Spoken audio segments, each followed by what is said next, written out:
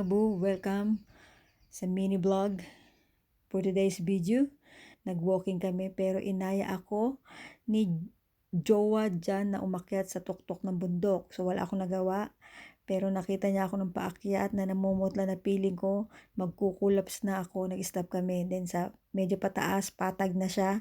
Ganyan lang siya kakitid. May mga salubong ka pang mga nagbabike.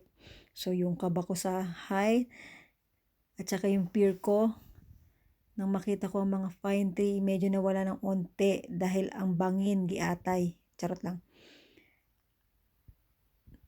Mahaba. Sobrang taas niya ng bundok.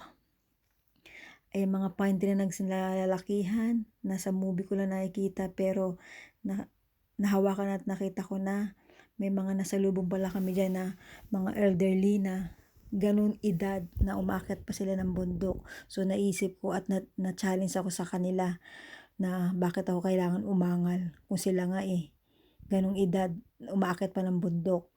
So malapit na kami paakyat ng tuktok. Salamat sa aking mahiwagang mentor, hindi niya ako sinukuan na maakyat ito.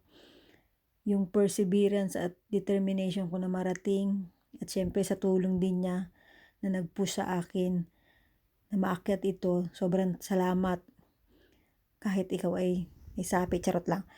At ayan na nga, nakita ko na yung magandang view ng buong Wellington. Sobrang fulfillment para sa akin at proud ako sa sarili ko na nakarating ako sa tuktok.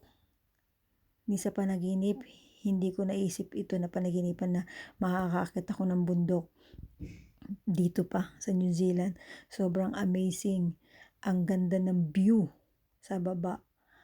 Thank you so much sa lahat ng blessing, Lord, sa amin. And thank you sa ginawa mong tulay para makarating si Jowa dito sa New Zealand.